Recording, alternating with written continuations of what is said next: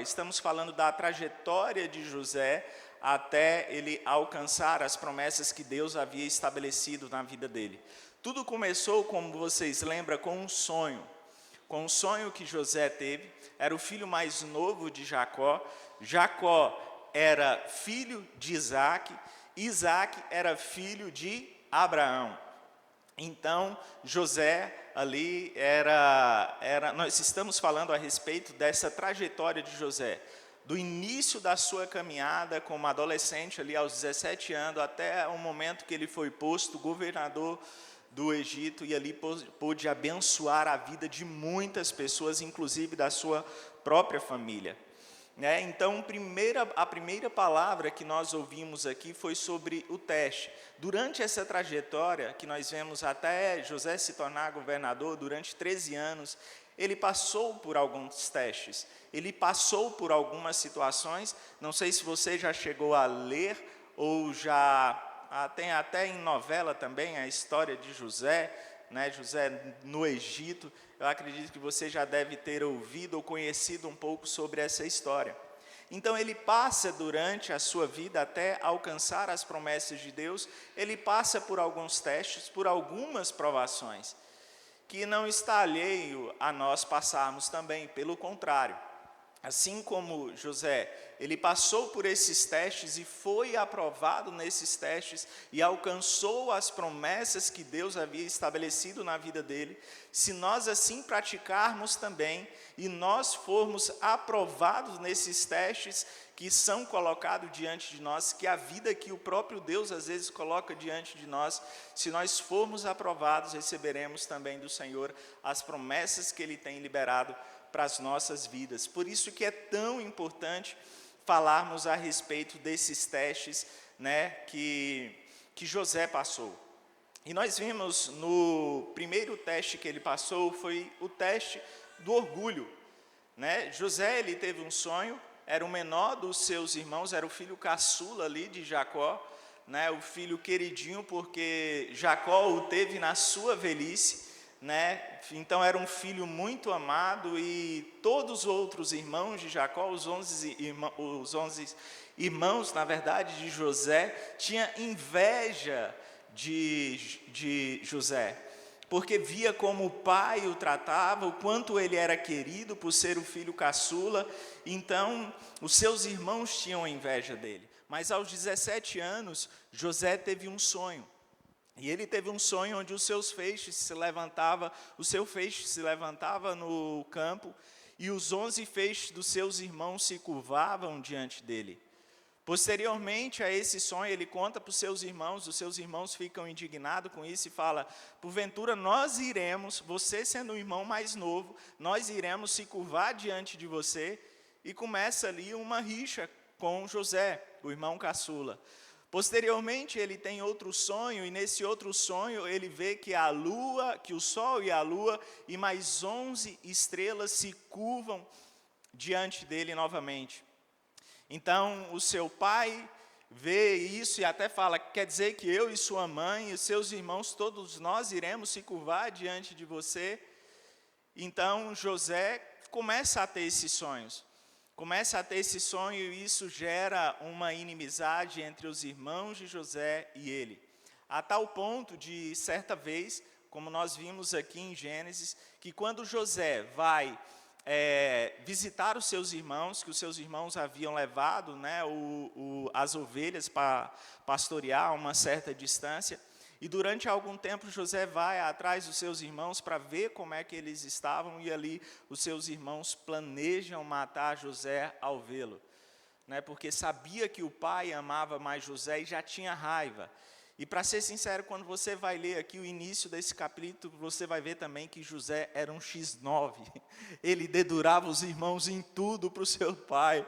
Era um filho caçula. Você sabe aquele caçula um pouco mimado, que falava tudo para o pai? Então José também era desse jeito. Então seus irmãos acabava tendo um pouco de inveja. Eu sou filho caçula, de 7, mas eu não era desse jeito, nunca fui um X9,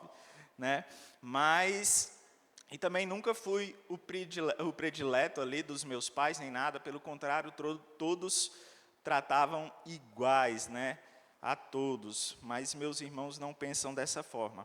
Mas, é de fato, os irmãos de José tinham essa aversão a ele, no entanto, que tenta matar José ali, mas um dos seus irmãos fala, não vamos matar ele, pelo contrário, vamos colocar ele aqui nesse poço, e vamos ver depois como nós vamos fazer com ele. Esse irmão estava tentando proteger a vida de José.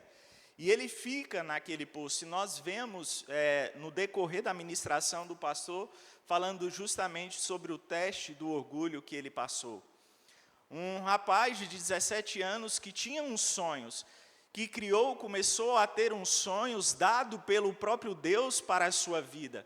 E nós vemos que em nenhum momento, quando José estava nesse poço, e literalmente no fundo do poço foi jogado pelos seus irmãos, nós não vemos que ele reclamou ou que ele murmurava contra Deus, dizendo, Senhor, por que o Senhor me trouxe a esse local? Ou questionava a Deus, se perguntando, Deus, aqueles sonhos que o Senhor colocou em meu coração, por que agora eu me encontro nessa situação? Não sei você, mas eu já me questionei algumas vezes a respeito disso. Deus, se o Senhor me prometeu tantas coisas, por que eu estou passando por isso? Por que sua promessa, tem tantas promessas na sua palavra a meu respeito, e é necessário passar por essas circunstâncias, por esses problemas? Será que o Senhor tem esse plano para a minha vida, de me fazer sofrer? Quem nunca se questionou sobre essas coisas? Mas José não questionou a respeito disso. Interessante que José, enquanto ele estava ali no fundo do poço, e nós temos, quando nós estamos em uma situação difícil, nós temos duas atitudes como cristão.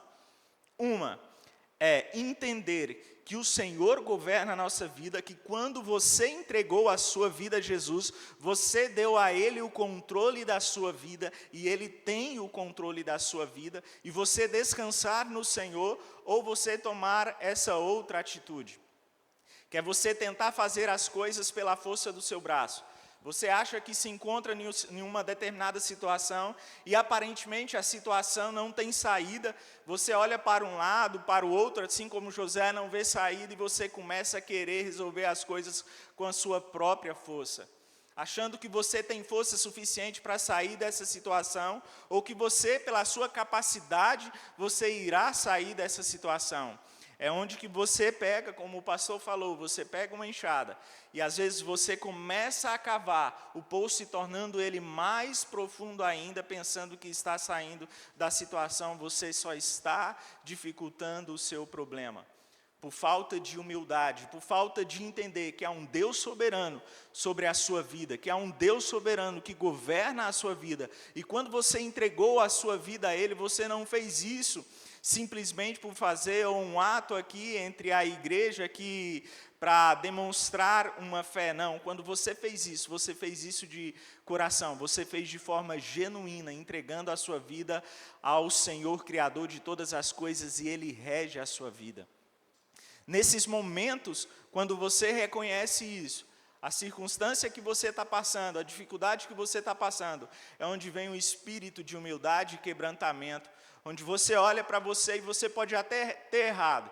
E as circunstâncias que fez você estar nesse local, pode ter sido até consequência dos seus atos, mas você se levanta, se humilha debaixo da potente mão de Deus. Reconhece que o Senhor é soberano sobre todas as coisas, reconhece e pede ajuda do Senhor Deus. Se humilha diante de Deus, então o Senhor vem e te ajuda, te dá sabedoria para sair dessa situação. Mas sem humildade não tem como sair. Assim como diz Davi, eu repito quase em todas as ministrações, que ele diz, eleva os meus olhos para o monte e me pergunto, de onde me virá o socorro? E ele mesmo responde, o meu socorro, ele vem do Senhor que fez os céus e a terra. Talvez você se encontre em uma determinada situação que você se pergunte, meu Deus, estou no fundo do poço, eu vou me lamentar, eu vou colocar esse espírito ali de reclamação e reclamar da situação e do problema que eu estou passando, ou vou louvar e agradecer a Deus, porque eu sei que o Senhor cuida de mim, apesar de estar nesse local. Nós temos essas duas atitudes para tomarmos. E eu espero que nós possamos sempre tomar a atitude de louvar e agradecer o nosso Deus, independente das circunstâncias. Pois onde o Espírito de Deus está, Ele nos conduz à sua mais perfeita vontade. Então nós quebrantamos o nosso espírito, nos colocamos debaixo da poderosa mão de Deus e Deus nos abençoa. E nós vemos uma frase também que o pastor falou muito importante. Ninguém, e você pode ter certeza, o diabo não tem poder para frustrar os planos de Deus sobre a sua vida. Deus também não irá frustrar os próprios planos e sonhos que Ele colocou ao seu coração. Você é a única pessoa que pode impedir os planos de Deus de ocorrer, os sonhos de Deus ocorrerem à sua vida. Então, quando você tem essa consciência, que você tem essa autoridade de fazer com que as promessas de Deus se cumpram, ou também fazer com que elas não se cumpram na sua vida, é onde você entende e se humilha novamente debaixo da mão de Deus, sabendo que o Senhor governa toda a sua vida e todos os seus planos. Então nós vemos esse teste. O primeiro teste que ele passou foi o teste do orgulho. Agora nós vamos falar também de um teste, e talvez seja um dos testes mais difíceis que José passou, que é o teste da pureza. Nós vemos que após ele ter sido jogado ali, José ter sido jogado no poço, vem ali, vai passando uma caravana de ismaelita, então os seus irmãos o vendem como escravo para aquela caravana, e eles levam José até o Egito. José, então, é comprado por Potifar, que passa a ser o seu dono, ele passa a ser escravo de Potifar. E nós vamos ler e falar um pouco dessa história. Lá em Gênesis, capítulo 39, do versículo 5 ao versículo 20.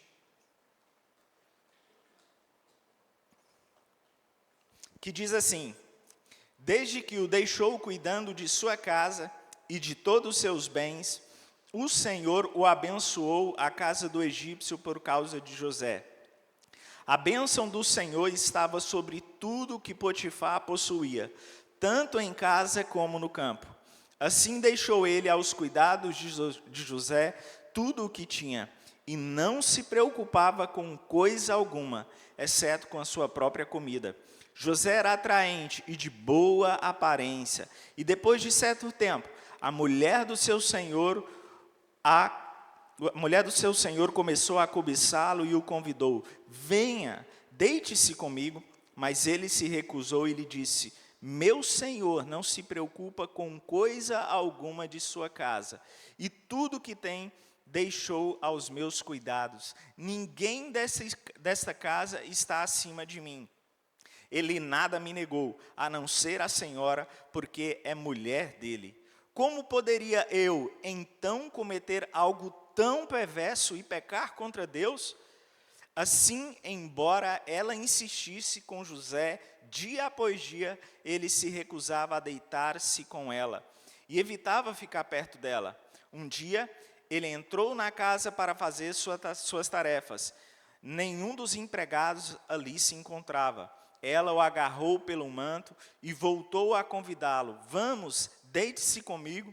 Mas ele fugiu da casa, deixando o manto na mão dela. Quando ela viu que ao fugir ele tinha deixado o manto em sua mão, chamou os empregados e lhe disse: vejam, este hebreu nos foi trazido para nos insultar.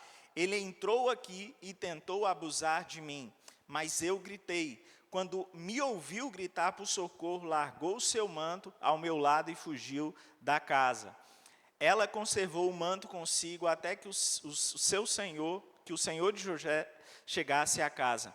Então repetiu-lhe a história: aquele escravo que nos trouxe aproximou-se de mim para me insultar, mas quando gritei por socorro, ele largou seu manto ao meu lado e fugiu.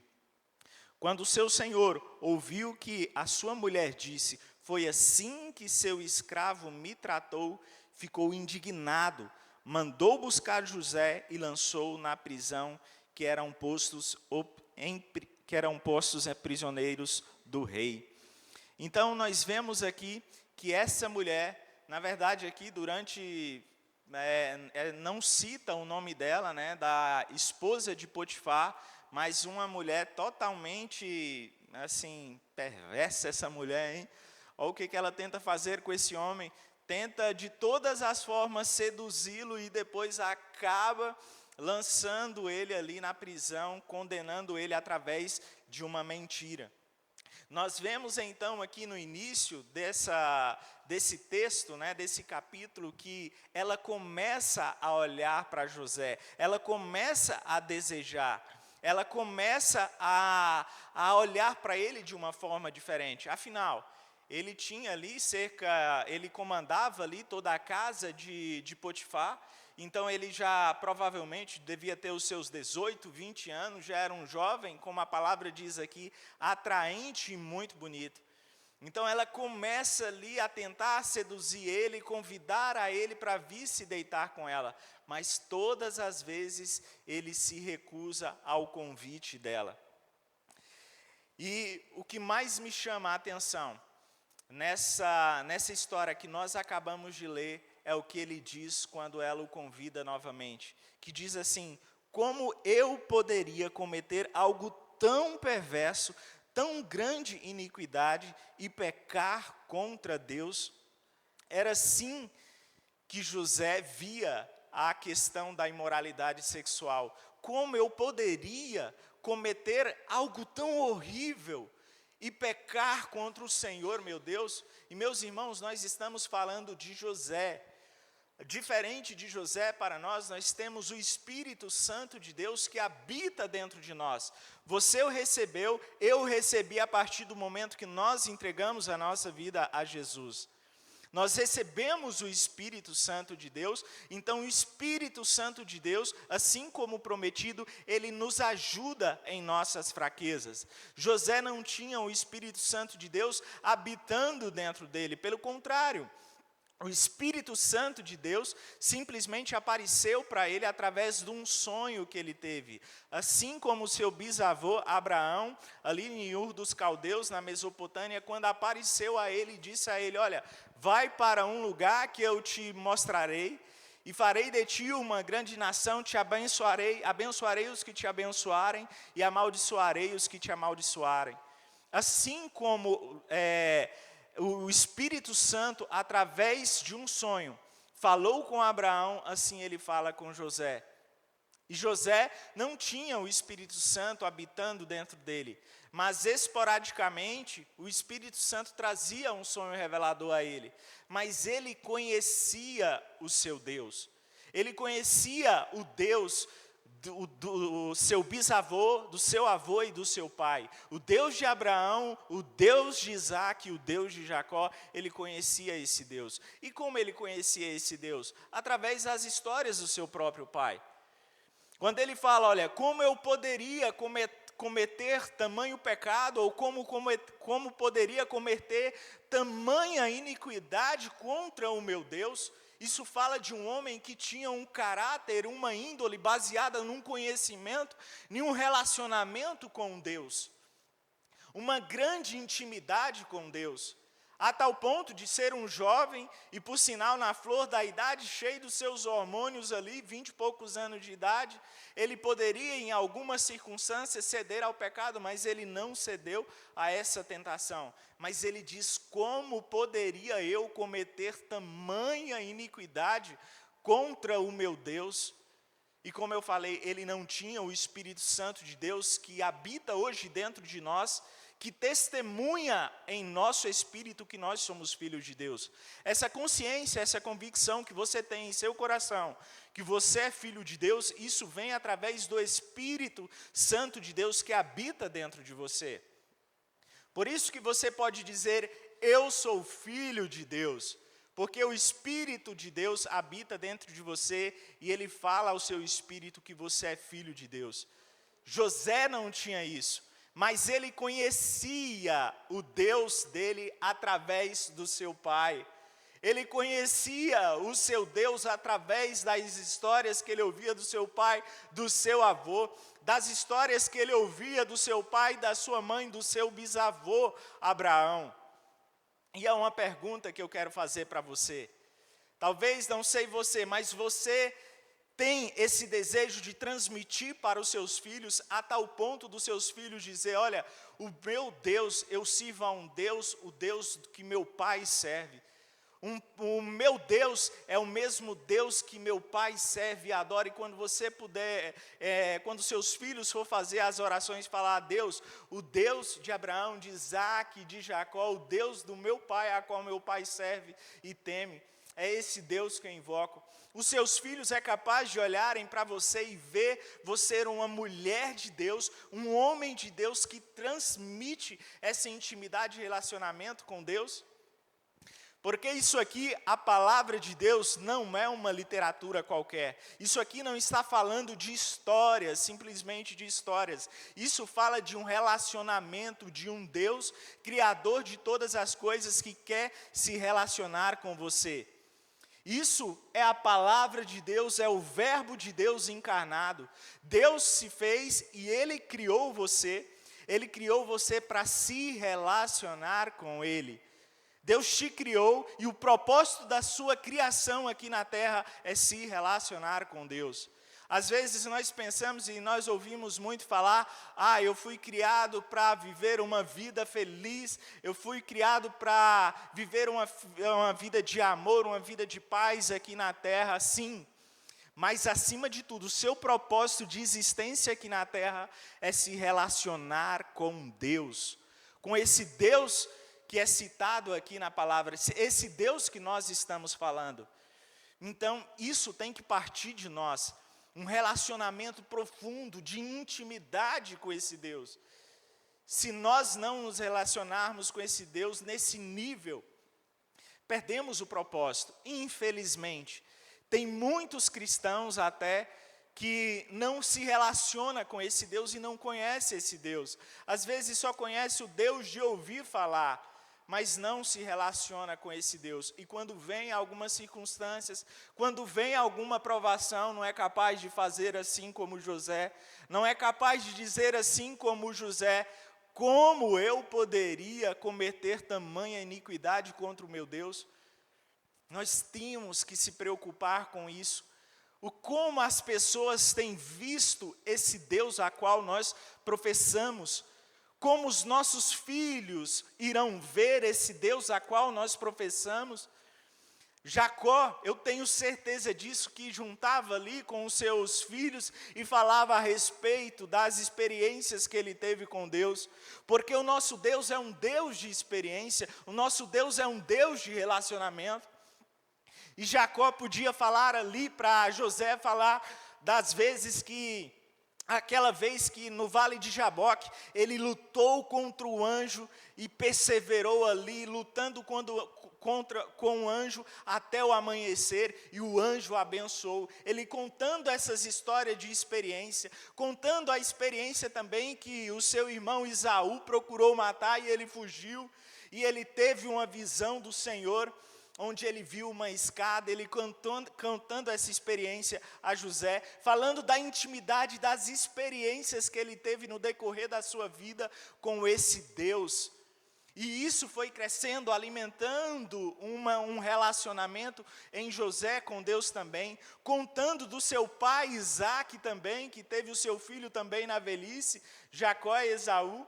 Falando ali de Isaac também, quando ele foi para ser sacrificado ali, ele contando, olha, seu avô uma vez foi ser sacrificado pelo seu pai Abraão, e Deus ali proveu na mesma hora ali um cordeiro, um sacrifício, onde o próprio Deus havia pedido que ele sacrificasse o seu filho da velhice, quando o seu bisavô o teve com 100 anos de idade.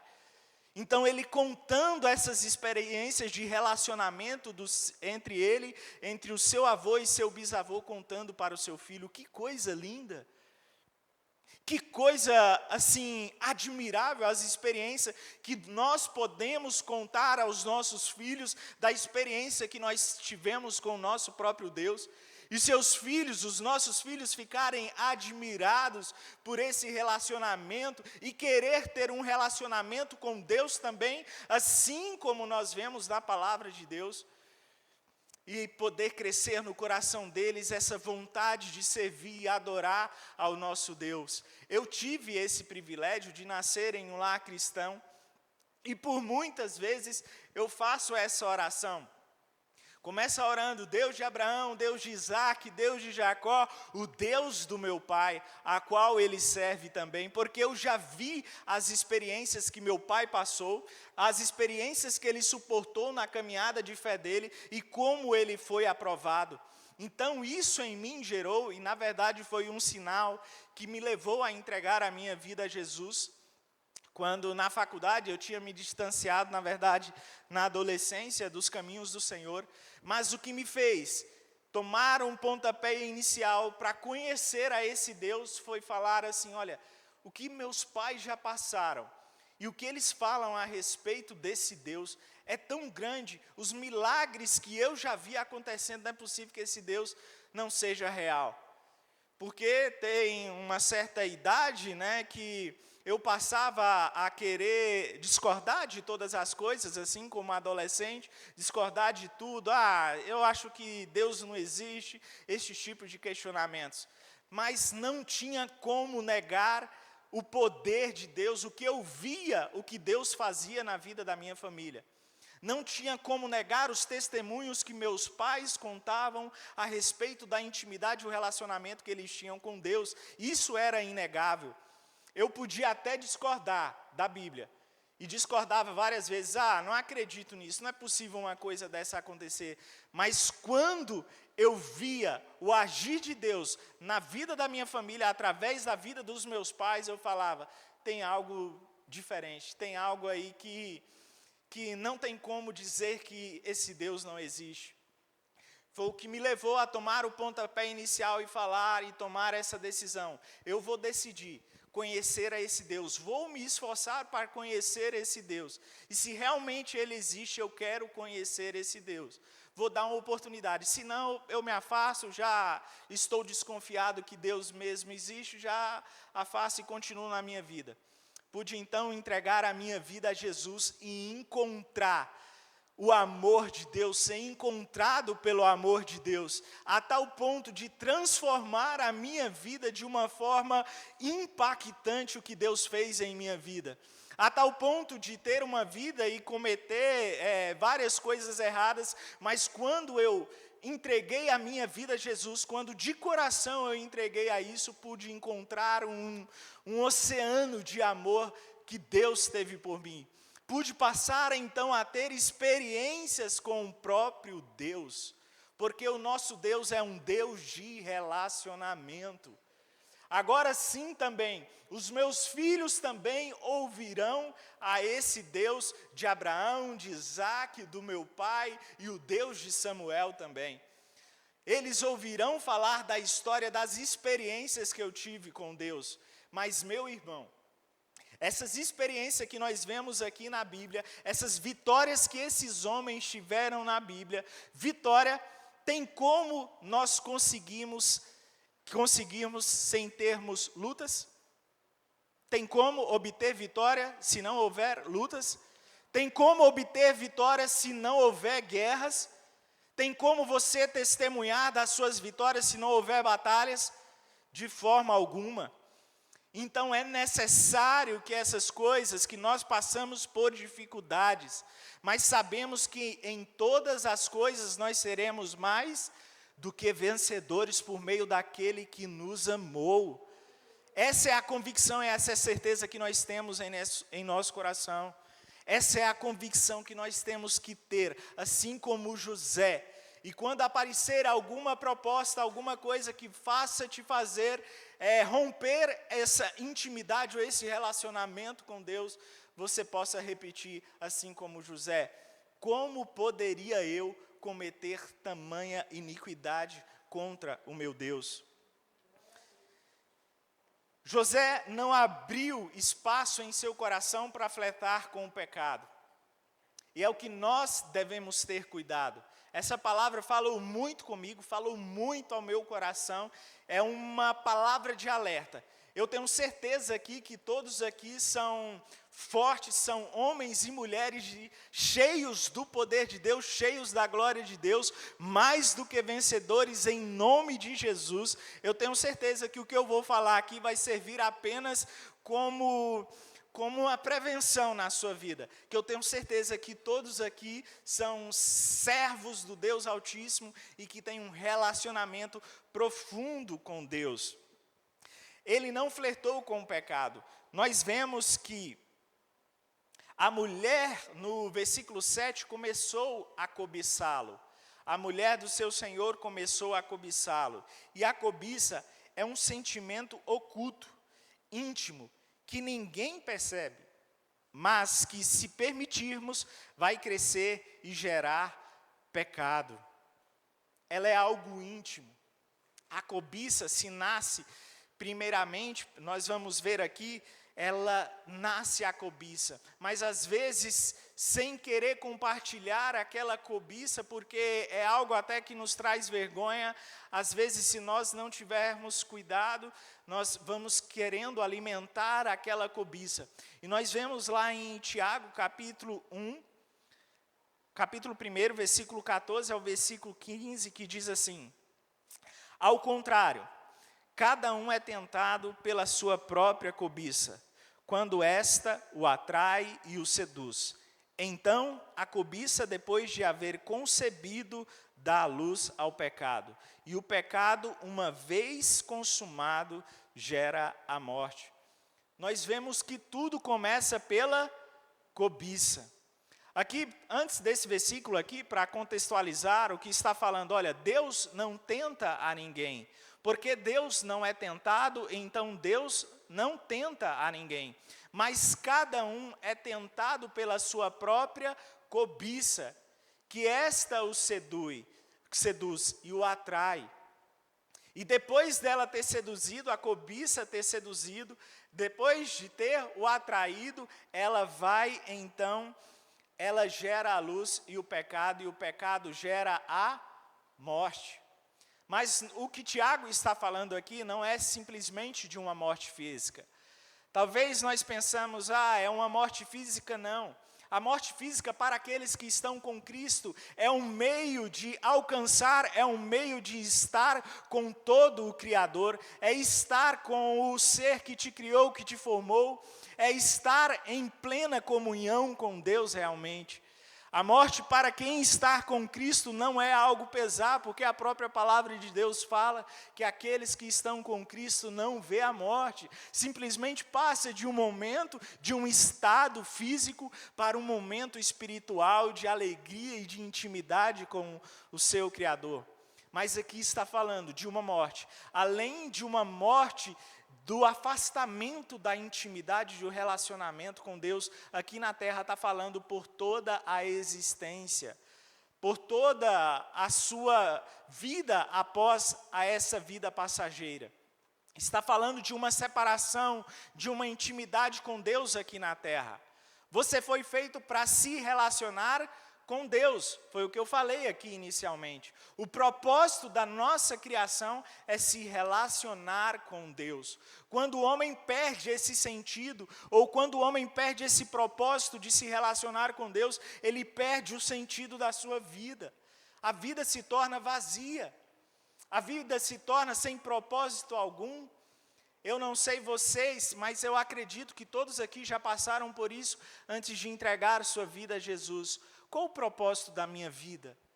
Qual o propósito de ser criado? Qual o propósito de passar por tantas circunstâncias, por tantos problemas? E às vezes o homem não encontra propósito algum da sua existência. Mas o propósito, porque ele foi feito com um único objetivo, de se relacionar com Deus. Esse é o propósito da vida de todos nós, se relacionar com Deus.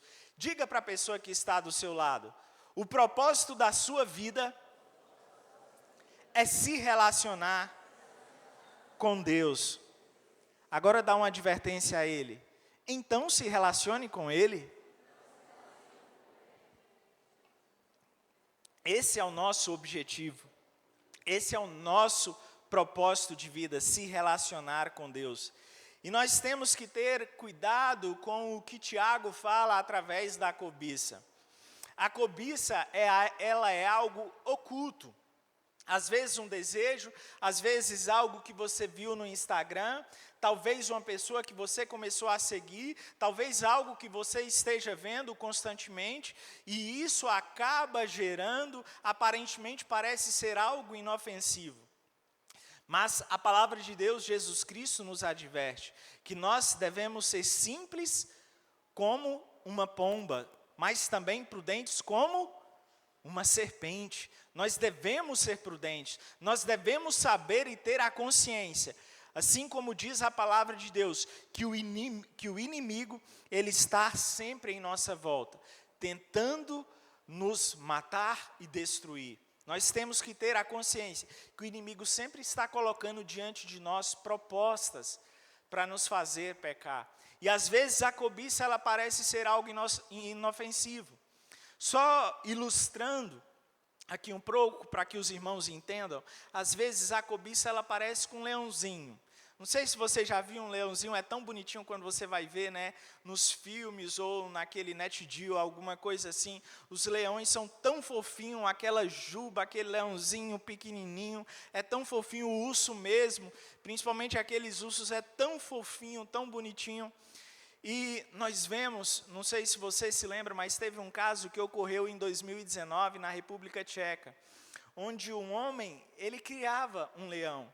E você pode ver isso, se você abrir seu celular, você vai ver vários casos de bichinhos que eram fofinhos, pequenininhos, mas acabaram atacando seus donos e o matando. É da mesma forma a cobiça. Às vezes a cobiça parece ser algo fofinho no início. O que tem só ver isso aqui, esse Reels no Instagram? O que tem seguir só essa pessoa que produz esse tipo de conteúdo, que mexe com as minhas emoções, que mexe ali com algo que não é meu? E a cobiça é você procurar ter ou procurar possuir aquilo que não lhe pertence, aquilo que não é seu, tanto em questão de impureza sexual, quanto também como questão de, às vezes, olhar para algo que não é seu e querer possuir aquilo. Então, às vezes, a cobiça parece ser algo tão, assim, nada a ver, mas como nesse caso dessa notícia que ocorreu em 2019, o homem que criava um leão, aparentemente só um leãozinho, esse leão se voltou contra ele e o matou. Mas eu tenho certeza que ninguém aqui está cultivando esse tipo de cobiça em seu coração. Amém? Todos aqui já repreenderam, e se tivessem algum tipo de cobiça ou alguma coisa, já foi deixado para trás. Meus irmãos, e fugir é ser forte. Às vezes nós pensamos, não, fugir é para os fracos, não. Fugir é para os fortes. Não é qualquer um que se mantém, que tenta se manter firme diante de uma circunstância. Quando ver que está se colocando em perigo, é necessário fugir. Diante da tentação sexual, fugir é prova de coragem e integridade. Imagine-se José. Nós vemos aqui que essa mulher, a mulher de Potifar, diariamente falava para ele, venha se deitar comigo. E nesse momento que ele fugiu, foi um certo dia que não tinha ninguém na casa, nenhum dos servos estava ali com José. Ele foi fazer as suas tarefas, então a mulher o encontrou só, e ela tentou agarrar ele. E falou mais uma vez, fez uma proposta para ele, venha se deitar comigo. Não tinha ninguém ali na casa. Você poderia se deitar, imagine se José se agisse dessa forma. Imagine ele, não, eu vou resistir. Aí ela vem e começa a acariciar ele, e ele, não, eu sou forte, eu não vou fugir, eu vou resistir à tentação. Aí ela começa a pegar nele, começa a acariciar, pegar nos seus cabelos, ele, eu sou forte, eu vou vencer. Qual o resultado teria acontecido? Provavelmente ele tinha vacilado, não tinha? Por isso que em determinadas situações nós temos que ser forte. E às vezes, para ser forte, nós temos que fugir. Nós temos que correr daquilo que está aparentemente vai tirar da presença de Deus. Nós temos que fugir do pecado que está nos assediando.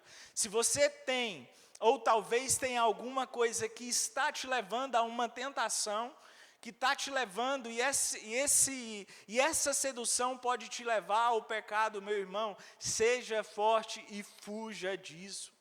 Não é fácil.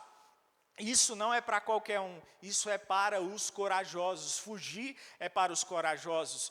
Fugir é para os fortes, é não se colocar em uma situação que vá te levar a pecar contra Deus.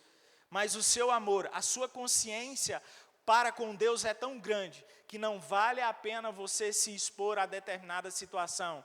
Em determinadas situações, nós temos que resistir, mas em outras situações, nós temos que fugir do pecado. E principalmente diante desse tipo de pecado. Mas por que devemos fugir principalmente da impureza sexual? E nós temos visto que o Espírito Santo de Deus tem conduzido as igrejas, não somente a Pai Church local, mas a Pai Church nacional, e não somente as Pai Church, mas todas as igrejas do mundo têm conduzido, nós temos visto vários pastores ministrando a respeito da impureza, a respeito da pornografia. O próprio pastor, há alguns domingos atrás, falou abertamente sobre uma série sobre isso.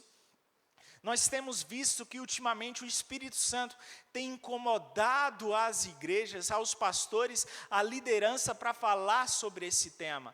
Porque esse tema hoje é muito importante e ele é muito sutil. Ter cuidado com esse tipo de coisa é muito importante nós observarmos e com essas sutilezas do inimigo. Que hoje nós temos acesso aos smartphones, todo mundo tem acesso aí, você vê todo tipo de conteúdo no Instagram ou qualquer mídia social, você é capaz de ver. E o Espírito Santo de Deus tem levado muito os pastores e a liderança a falar sobre esse tema na atualidade. Porque é muito importante. E nós vamos ver por que há a importância disso. Vamos falar aqui de 4 tópicos de forma bem rápida, porque é importante fugirmos da impureza sexual. Primeiramente, porque a impureza afetará você e a sua família. Nós vemos aqui, não é algo que eu acho, não é algo que os pastores acham, mas nós vemos aqui na palavra de Deus, que a impureza sexual, ela abre portas para o inimigo agir na família. Ele abre portas para o inimigo agir na vida dos filhos, nas vidas dos netos, nas vidas das gerações. Nós temos que ter cuidado com o que os nossos olhos veem. Esses dias eu me peguei, eu gosto muito de assistir, eu acredito que quase todo mundo aqui gosta de assistir, e às vezes a gente começa a assistir um filme ou uma série, e às vezes a gente começa a observar algum tipo de conteúdo, e você vai passando aquele tipo de conteúdo, mas se você não tiver cuidado, às vezes você começa a consumir aquele conteúdo a tal ponto de você estar vendo isso como normal. Consumir as coisas que às vezes você vê no Instagram, os posts que você vê no Instagram ali, homens casados, homens que têm, não só homens casados, mas homens que são cristãos, não devem consumir esse tipo de conteúdo. Se às vezes você começa a seguir uma pessoa e começa a ter algum post de mulher, algum post indecoroso ali, fuja disso, ou você, mulher também, que está seguindo algum tipo de homem, que faz algum tipo de postagem, ou não simplesmente sobre impureza sexual, mas algum tipo de impureza, que isso mexe com o seu coração, isso mexe com as suas emoções, isso te traz algum prejuízo, fuja disso, porque às vezes isso começa de forma sutil. E o Espírito Santo de Deus, nós vamos ver aqui que ele nos avisa dessas coisas. Mas às vezes nós não queremos dar ouvido a isso. Às vezes nós começamos a consumir algum tipo de conteúdo e quando nós vimos, nós já estamos imersos nisso. Para isso nós temos o Espírito Santo de Deus. E quem é casado aqui, levante sua mão. Os casados. Você tem o Espírito Santo de Deus e você tem o seu cônjuge ao teu lado para te ajudar também. Que às vezes o Espírito Santo de Deus usa essa pessoa que está do seu lado para poder te alertar. Dizer não pode, não faça. Principalmente as mulheres sábias aqui, que usa esses meios e fala, olha o que você está vendo. E na verdade, homens, às vezes os homens querem ter o seu celular bloqueado ali, às vezes a esposa, o cônjuge até a esposa, vice-versa, às vezes não tem acesso ao que o seu marido ou que a sua esposa está consumindo, ou que está vendo através de senha, algum tipo de coisa assim. Isso está errado. Nós somos cristãos. Nós somos cristãos. E a pessoa que está do nosso lado, ela está ali para nos ajudar a vencer. Ela está ali colocada por Deus. O Espírito Santo de Deus fala com você, mas ela usa também a pessoa que está ao seu lado para te alertar também. Esses dias eu estava vendo uma série. E eu estava vendo uma série durante algum tempo já, uma série que parecia tão legal, tão boa, mas tinha alguns tipos de cenas explícitas. Então ali eu passava para frente, mas a produção era tão legal que eu estava tão empolgado, até que minha esposa chegou e falou bem assim, você está vendo essa série? Eu falei, eu estou. Aí ela, mas você não está vendo que tem isso? Eu falei, tem, mas eu passo. Ela falou, mas isso está errado. E eu, não está errado. E eu queria me colocar e dizer que isso não estava errado, mas estava errado. Depois que ela começou a falar, aí eu falei, pisei na bola. Eu estava consumindo um tipo de conteúdo que não era para estar consumindo. Estava olhando, me expondo a uma determinada situação que depois ia trazer algo perigoso para a minha vida e para a vida da minha família. Foi onde então eu me arrependi e apaguei aquilo e não passei mais a assistir. Nós devemos ser radicais enquanto ao pecado. Nós vemos o que aconteceu na história de Davi. Davi, um grande líder, um homem que foi chamado na Bíblia segundo o coração de Deus. Um homem notável pela sua habilidade como rei. Nunca houve um rei como Davi. Até hoje, sobre Israel, Davi é falado como rei, nunca houve um rei como Davi. Mas por um pecado, por uma brecha, uma legalidade que ele deu, ao cometer um pecado com Betseba ali, quando ele possuiu uma mulher que não era sua, ele se relacionou com essa mulher, ele deu permissão para que o inimigo agisse na vida da sua família e na vida dos seus filhos. Nós vemos que a consequência desse pecado, dessa impureza sexual que ele cometeu com aquela mulher, posteriormente, ela engravida. E ele comete um adultério porque ele chama Urias, o esposo dela, para se deitar com ela, que ele estava na guerra, e ele não se deita com ela. Então ele volta para a batalha e Davi manda que Urias vá para a frente da batalha para que ele seja morto. Além de um pecado que ele adulterou, ele também cometeu agora um homicídio. Mandou que um homem fosse morto para encobrir o seu pecado. Se isso não bastasse, nós vemos que no decorrer da história, o filho que ele teve com Betseba, nesse ato que ele teve, ele acaba morrendo também, esse filho. E não para por aí. Essa legalidade que ele deu no mundo espiritual trouxe uma certa consequência. E o seu filho Davi, o Amon, filho de Davi, ele se apaixona, tem uma paixão pela sua meia-irmã Tamar. E ele se relaciona com essa irmã Tamar e depois ele passa a desprezar essa irmã. Então o seu filho Absalão, outro filho então vai e mata o filho de Davi, o seu próprio irmão Amon. E nós vemos depois que os guerreiros de Davi vai lá e mata o filho de Davi, Absalão. Nós vemos uma consequência, um homem de Deus, mas teve uma vida, a vida da sua família totalmente perdida, porque não deu ouvido à palavra de Deus. Em um momento de distração, a cobiça o levou a cometer esse tipo de pecado. Por isso que nós devemos ter cuidado. porque a impureza, principalmente a impureza sexual, ela traz maldição sobre a nossa casa e sobre a nossa família. Mas eu declaro em nome de Jesus que todos nós estamos libertos e somos libertos de qualquer impureza em nome de Jesus. Amém. A impureza afetará também a sua fé, e por várias razões. Primeiro, qual o seu objetivo aqui na terra de existência? Que eu falei, é se relacionar-se com Deus. Esse é seu principal objetivo aqui na terra. E a impureza, ela quebra esse relacionamento. Ela quebra essa intimidade com Deus. Porque a palavra de Deus fala que, lá em Tiago, que nós lemos, que depois do pecado ser concebido, ele gera o quê? Morte. E a morte é a separação do relacionamento com Deus. Pior do que uma morte causada, uma morte física, é o distanciamento, o afastamento de Deus. A falta de propósito da vida de um homem e de uma mulher aqui na terra. Não encontrar objetivo, não encontrar expectativa para viver sobre a face da terra. Esse é o principal perda que a pessoa pode ter. E a quebra de um relacionamento, a impureza, a prática habitual do pecado, ela leva essa quebra de fé, essa quebra de relacionamento com Deus.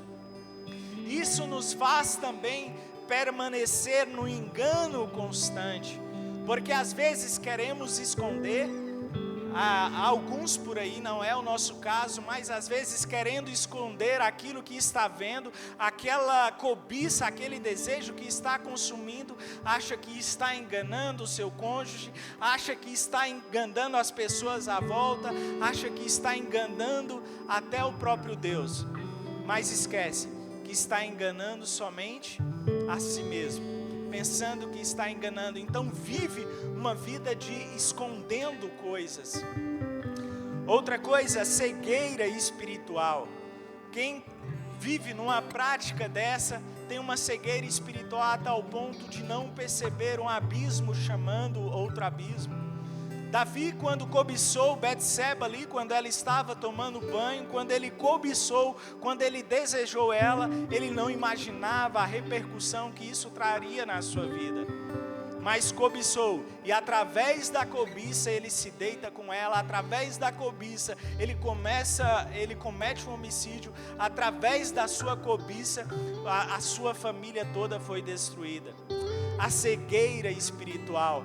Às vezes não vemos um abismo chamando outro abismo, um pecado chamando outro pecado. Orações também ineficazes, aquela pessoa que está imersa ali no pecado, que eu acredito que não seja o caso de nenhuma aqui, mas a pessoa quando está imersa ao pecado, as suas orações se tornam ineficazes, porque nós somos santos. Todos aqui são santos? Amém? Nós somos santos. A palavra de Deus diz em 1 João, que fala que o pecado na vida de um cristão, ele é um acidente. No entanto que fala, olha, filhinhos, se algum de vocês porventura cometer algum pecado, lembre-se que vocês têm junto ao Pai o advogado, Jesus Cristo o justo. Nós temos esse advogado junto ao Pai que intercede por nós, que é o intermediador entre Deus e os homens. Então nós não vivemos no pecado, o pecado é um acidente na vida de um cristão. Mas aquela pessoa que está imersa ao pecado, ela não consegue mais nem orar. E quando ora, o pecado é tão grande que às vezes Deus nem ouve. Não significa que Deus não ouve, mas as suas orações não são respondidas, porque ela não está mais sensível à voz do Espírito Santo. É uma desconexão total com o Espírito Santo. Não tem mais um vínculo com o Espírito Santo, um relacionamento com o Espírito Santo de Deus. E às vezes, e o mais triste de tudo, é quando essa pessoa, que não é o caso de ninguém aqui, coloca apenas uma máscara religiosa e serve e diz que serve ao Senhor, mas na verdade não tem uma pureza de coração, não tem uma inteireza de coração, não tem um relacionamento com Deus. aparenta ser uma pessoa ou tenta mostrar aquilo que ela não era, aquilo que ela não vive, porque está totalmente desconexa com o Espírito Santo, não tem relacionamento com Deus, não tem intimidade com Deus, é simplesmente um religioso. E Deus fala a respeito, Jesus Cristo fala a respeito disso, o quanto isso é prejudicial. Meu irmão, se talvez essa palavra você sinta um pouco acusado, ou até desconfortável com essa palavra que eu estou falando aqui, se isso lhe traz algum desconforto, é porque o Espírito Santo está falando com você. É porque há sensibilidade de Deus ainda em sua vida. Mas se isso não é capaz de te mexer, ore a Deus e peça a Ele para que você possa ver o que está havendo de errado. O terceiro, a impureza afetará o seu futuro. Ele afetará além da sua família, além do seu relacionamento com Deus, ele afetará também o seu futuro. José estava em uma determinada situação como escravo, e como escravo ele poderia pensar, o que eu estou perdendo? Eu posso me relacionar com essa mulher, afinal eu sou jovem, tenho meus 20 anos, estou cheio das minhas vontades, dos meus desejos, o que eu vou perder? Eu sou um escravo, eu estou em terra distante, estou longe da minha família, o que eu tenho mais para perder? Não tenho nada mais para perder. Então eu posso pecar aqui que não vai acontecer nada. Não, ele não pensou isso, sabe por quê? Porque ele sabia dos planos que Deus tinha dado a respeito dele, ele sabia da intimidade, do relacionamento que ele tinha com Deus, ele sabia dos projetos e os planos e os sonhos que Deus havia colocado em seu coração. Meu irmão, enquanto nós estamos cheios desses planos, desses objetivos de vida que está na palavra de Deus, nós não nos deixamos levar por algum pecado que venha atrapalhar os planos de Deus a nosso respeito. E qual é os planos de Deus para a sua vida? O que Deus tem reservado para você? José tinha consciência que Deus havia colocado um plano bem maior em seu coração, por mais que ele estava em uma situação que ele não conseguia ver a saída daquela circunstância, ele sabia, ele tinha a convicção que os planos de Deus em seu coração seria maior do que qualquer pecado, ou maior do que qualquer minuto de prazer. É o que nós temos que ter consciência no nosso coração. Quais os planos que Deus tem para a minha vida? Quais os sonhos que Deus colocou em meu coração? Qual o propósito da minha vida? O que Deus tem para mim? A falta de conhecer os planos de Deus às vezes leva o homem a cometer o pecado porque ele não sabe das coisas maiores que estão separadas e reservadas para ele. Temos que conhecer os planos de Deus ao nosso respeito. Para encerrar, a impureza começa nos olhos. A impureza ela não começa no coração, não começa com um sentimento. Ela começa com algo que nós vemos. E depois disso, do que nós vemos, isso desce ao nosso coração. Então nós temos que ter cuidado com o que nós vemos. Olha o que lá em Mateus capítulo 5, versículo 28, o que Jesus diz. Mas eu digo, qualquer que olhar para uma mulher e desejá-la, cometeu adultério com ela no seu coração. Nós vemos aqui que a consequência do adultério é do desejo, mas antes do desejo, Jesus Cristo mesmo fala, aquele que olhar para uma mulher. Aqui está falando de um pecado da traição, isso pode ocorrer tanto com o homem quanto da mulher, mas está falando sobre qualquer tipo de impureza. Tudo se começa com o que nós vemos, com o que nós consumimos, aquilo que nós estamos vendo. E olha o que Jó diz lá no capítulo 31, versículo 1, ele diz, fiz acordo com os meus olhos, de não olhar com cobiça para as moças. Jó fez esse acordo com o seu olhar, ele fez um acordo consigo mesmo, de não olhar para algo que possa levar a cometer o pecado e se afastar de Deus. É algo que nós devemos fazer também. Assim como tudo começa pelo olhar, o pecado, a cobiça começa pelo olhar, e a consequência disso é o pecado e a morte e a separação de Deus, nós temos que entender que também para sermos edificados, tudo começa pelo que nós vemos também. É o oposto também. Se nós queremos ter uma vida edificada, uma vida santa, nós temos que olhar, absorver coisas que vai trazer um crescimento em intimidade, um relacionamento com Deus. É isso que nós devemos fazer e se preocupar em estar fazendo. Vamos ficar de pé neste momento.